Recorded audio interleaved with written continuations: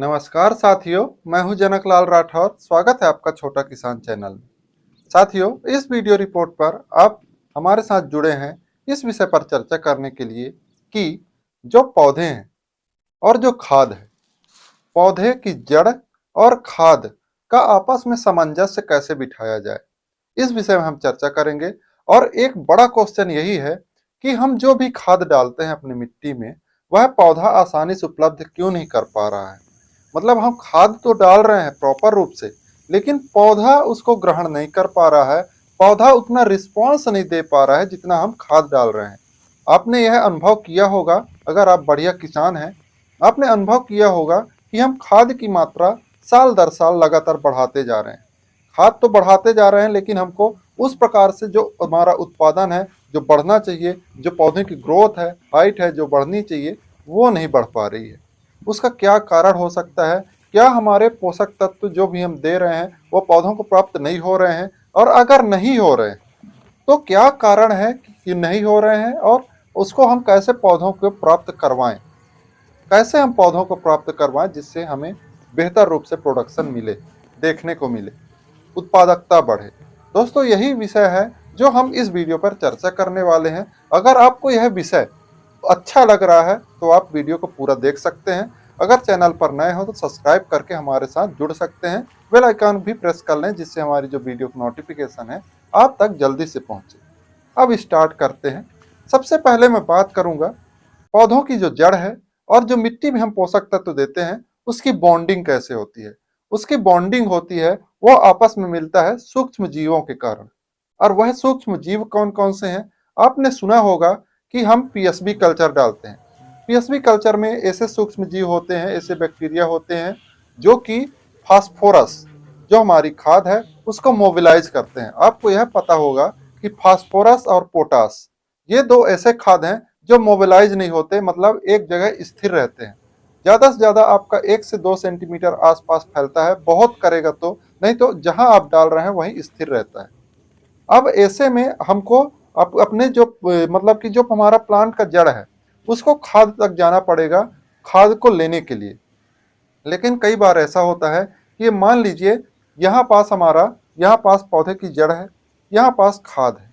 अब हमारा जो पौधे का जड़ है और यहाँ खाद है, इन दोनों के बीच में जो अंतर है, इसको भरने का काम करता है जो हमारी बैक्टीरिया है, जो हम सूक्ष्म जीव आपस में, मतलब कि बाहरी रूप से, एक्सटर्नल माध्यम से अप्लाई करते हैं। तो इस जड़ पर वह बैक्टीरिया फैलेगा, इस जड़ पर वह भोजन करेगा और बढ़ेगा, और यहाँ से जैसे आपके पोषक तत्व को पाया, उसको अपघटित करके उस पोषक तत्व और जड़ के बीच में लिंक कर देगा, जिससे यह पोषक तत्व बैक्टीरिया के माध्यम से जड़ में जाए, जिससे आपका जो पोषक तत्व है वह आपके जड़ों को भी मिल गया, बैक्टीरिया भी ग्रो कर गया, बैक्टीरिया का भी काम हो गया, आपके पौधों का भी काम हो गया, पोषक तत्व भी अपटेक हो गया।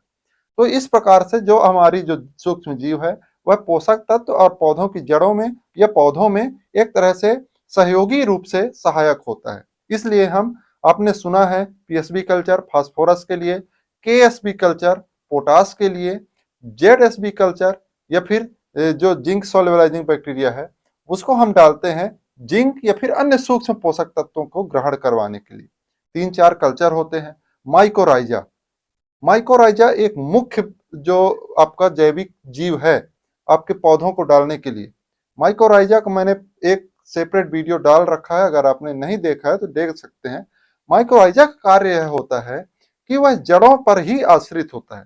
खाने पीने के लिए पौधों की ऑर्गेनिक मैटर पर, पौधों की जड़ों पर, जीवित पौधों की जड़ों पर विशेष रूप से निर्भर करता है माइकोराइजा का फैलाव।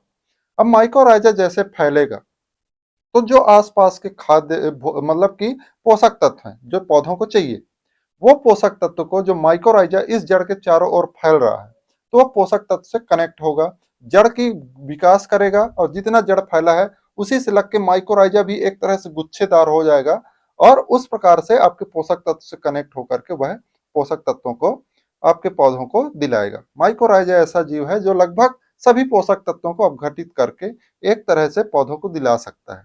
वैसे तो अलग अलग आपके, जैसे मैंने बताया पीएसबी कल्चर में, आपके केएसबी कल्चर में, जेएनएसबी कल्चर में, इनमें अलग अलग बैक्टीरिया अलग अलग रोल होता है, लेकिन माइकोराइजा का एक रोल होता है, वह अधिकतर पोषक तत्वों को एक साथ अपघटित करके पौधों को दिला सकता है। अब पोषक तत्व को हमको डालना है, पोषक तत्व डाल दिए, हमको पौधों को नहीं लग रहा है, तो उसके लिए आपको एक उत्तर मिल गया होगा कि हमको क्यों नहीं लग पा रहा है। क्योंकि आपकी मिट्टी पर दिन ब दिन जो जैविक जीव हैं, जो जैविक बैक्टीरिया हैं, जो लाभदायक बैक्टीरिया हैं, जो जीव हैं, जो आपके जड़ों को विशेष रूप से पौधों के आवश्यक होते हैं, वह आपकी मिट्टी पर नहीं है। क्यों नहीं है? एक ये क्वेश्चन है, क्यों नहीं है? कि प्राकृतिक खेती में यह उपलब्ध होते हैं। प्राकृतिक खेती में क्यों उपलब्ध होते हैं और जो हम करते आ रहे हैं, जो कर रहे हैं, उसमें क्यों नहीं है? देखिए, जो ये जीवाणु है, जो बैक्टीरिया है, वह आपका ज्यादा से ज्यादा मात्रा में उपलब्ध होता है जहां ऑर्गेनिक कंटेंट अधिक होती है। जहां आपके जो ऑर्गेनिक कंटेंट का मतलब है फसल के रेसिड्यू होते हैं, जो फसल के आपके डंठल है, आपके फसल के आपके जो पूरे डंठल है ऊपर का, जो मेन क्रॉप को छोड़ करके जो आप मिट्टी में लीफ है, तना है, जड़ है, जो मिट्टी में मिला दिए, उसमें जैविक जीव पलते हैं।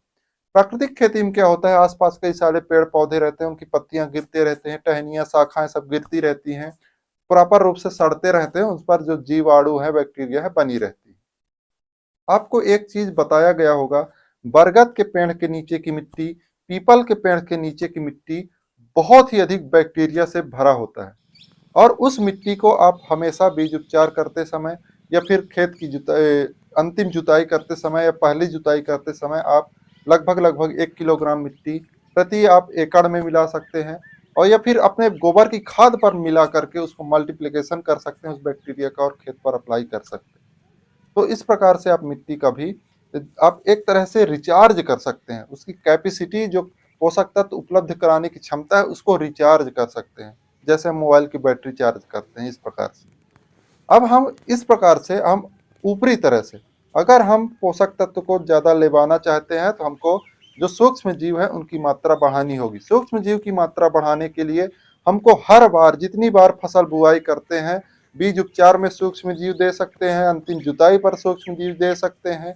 जो भी बैक्टीरिया है, फंगस है, फंगस में विशेष रूप से बिवेरिया बेसियाना एक इतना बेहतरीन फंगस है कि आप यकीन मानिए कि यह फंगस और एक फंगस है माइकोराइजा, ये दोनों फंगस बहुत ही बेस्ट हैं आपकी खेती के लिए, बहुत ही बेस्ट है अत्यधिक रूप से। अगर आप इन दोनों के उपयोग कर रहे हैं तो यकीन मानिए कि बिवेरिया बेसियाना कई सारे भूमि जनित कीट होते हैं जिनको नष्ट कर देते हैं, और जो हमारी माइकोराइजा है पोषक तत्व उपलब्ध कराते हैं। तो एक तरह से भूमि का उपचार हो जाता है और पोषक तत्व भी भरमार रूप से पौधों को मिलता है। लेकिन पोषक तत्व आपकी मिट्टी पर होना भी चाहिए। तो पोषक तत्व आप ऊपर से दे रहे हैं, जीव दे, अगर जो बैक्टीरिया है, फंगस, वो दे रहे हैं, तो वह आपको पौधों तक आसानी से उपलब्ध कराएगा। पौधों की वृद्धि होगी, विकास होगा, फूल बढ़ेंगे, फल बढ़ेंगे, उत्पादकता बढ़ेगी। इस प्रकार से हम एक तरह से पौधों की जड़ों का और पोषक तत्वों का जो कनेक्टिविटी है आपस में बिठा सकते हैं। इस प्रकार से वीडियो की जो जानकारी है हम समाप्त करने की ओर अग्रसर हैं। अगर आपको हमारी ये वीडियो अच्छी लगी हो या फिर इस विषय पर कोई अन्य जानकारी भी थोड़ा और चाहिए हो, तो कमेंट पर ज़रूर लिखें। अगर किसी अन्य किसान भाई को अधिक जानकारी है तो कमेंट पर ज़रूर लिखें शांतिपूर्ण तरीके से, जिससे अन्य किसान भाई जो वीडियो देख रहे हैं वह आपकी जानकारी जो कमेंट पर लिखे हैं वो आपको पढ़ करके अधिक जानकारी ले सकें। मिलते हैं अगली वीडियो में, तब तक के लिए धन्यवाद।